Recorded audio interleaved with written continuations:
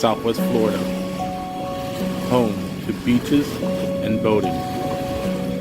This may seem like a normal day, but this story begins 2 weeks before.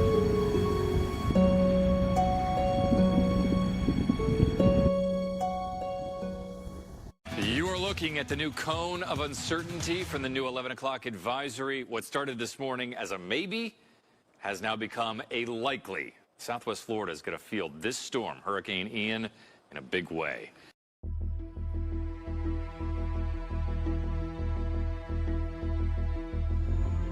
After landfall, the Florida Division of Emergency Management, ESF2, activates its Florida Communications Unit.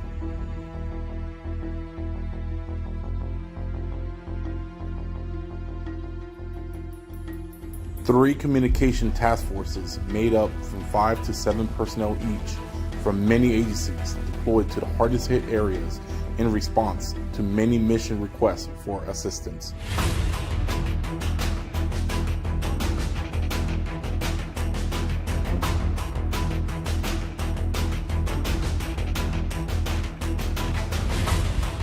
Once on the road, we drive through the night to reach our base camp.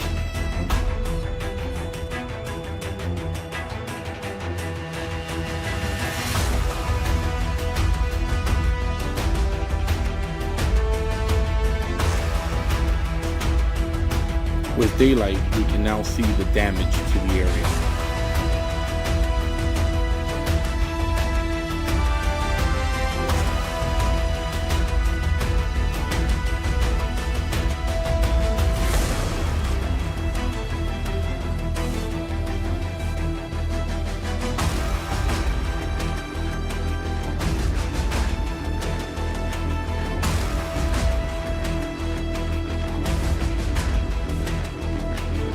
Once we reach our first mission area, we can see the road to Pine Island has been washed away and is now cut off from land.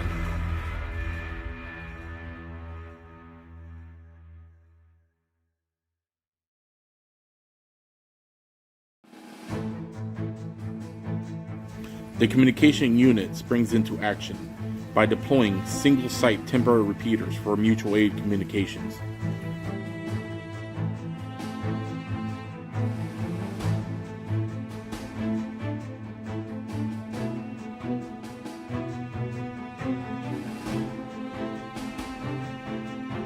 This single radio site will now provide coverage for a part of the island for first responders to talk back to the mainland.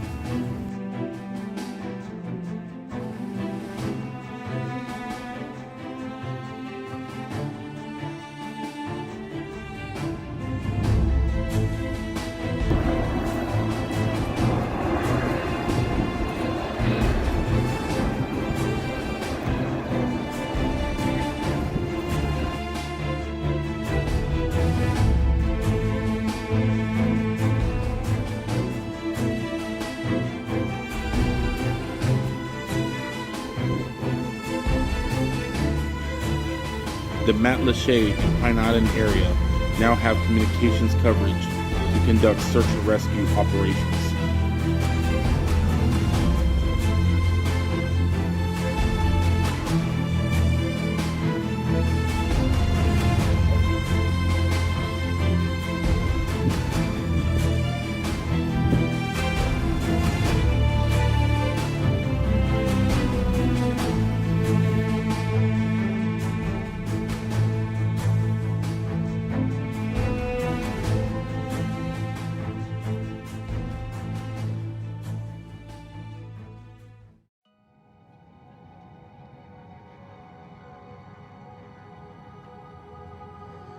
The next mission is to provide coverage for the north end of the island.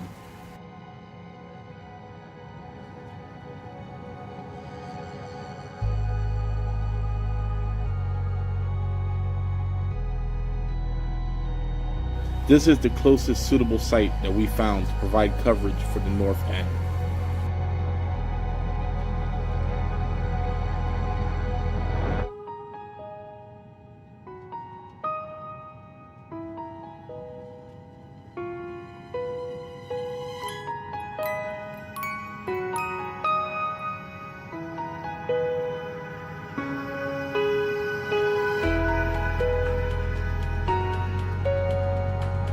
The team works late into the night to get this radio site on the air.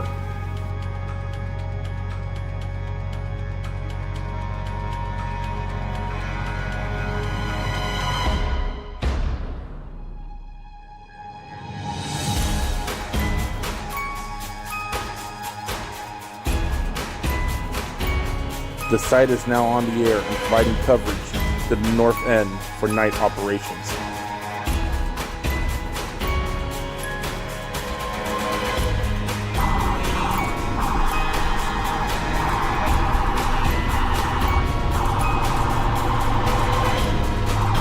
With the loss of power and traffic signals, it becomes difficult to move around personnel to tower sites.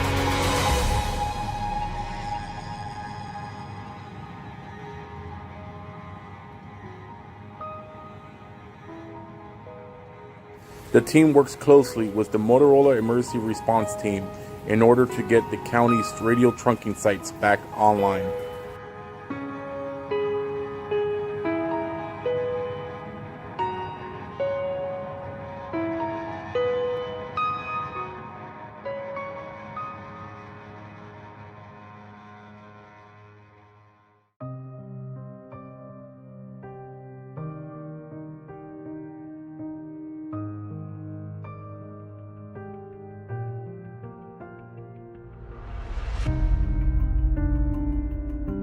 One of the logistical issues we encountered is the movement of personnel to and from the Sanibel Island area. The Sanibel Island Causeway was rendered impassable after the storm.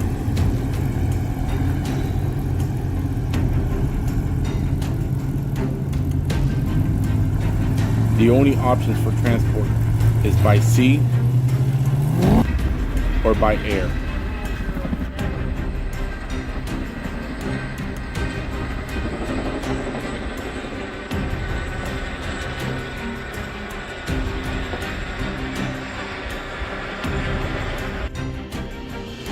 The team makes it onto the island and starts working on the radio sites.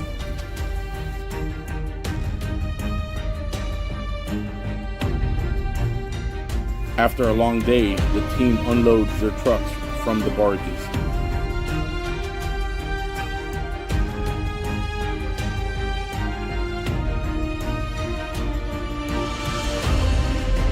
One of the largest tasks the team took on was the assembly, programming, and management of hundreds of radios to be distributed to first responders.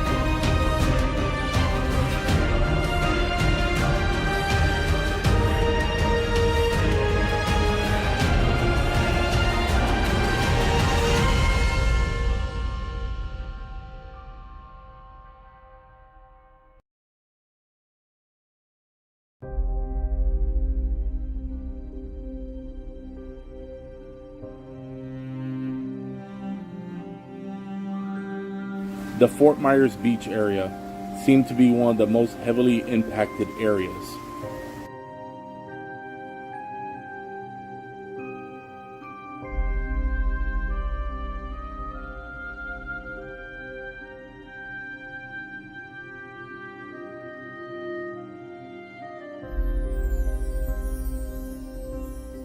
The communications team deployed their mobile communications platform to provide coverage for this area.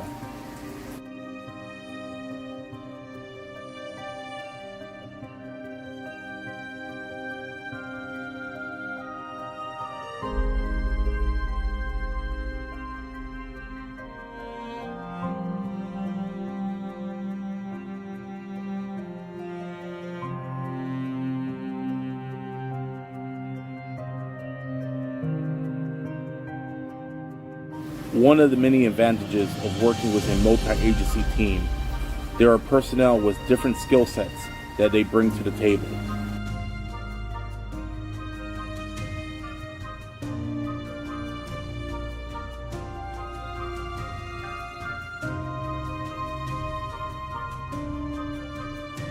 Data access and connectivity is a necessity. The team deployed a series of Starlink satellite terminals, reconnecting damaged and destroyed infrastructure, Incident Command Post, EOC, and 911 Center. The team had to use ingenuity and get creative in order to complete these missions.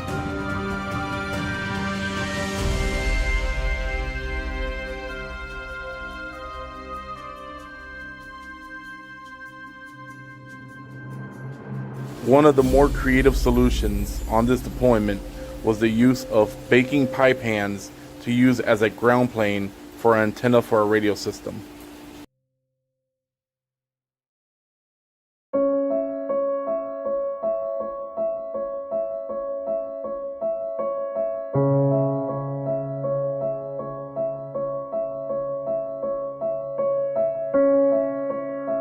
The more the team traveled and ventured throughout the islands, the more devastation was seen.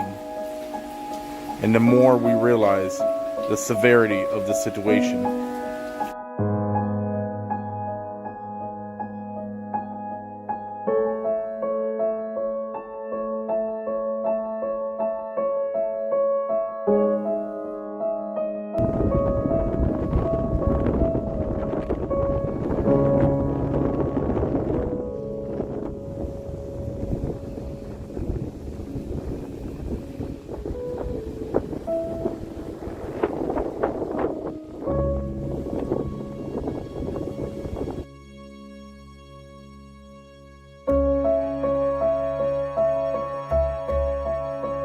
As the days pass during this deployment, our mission becomes abundantly clear: to keep the airways going.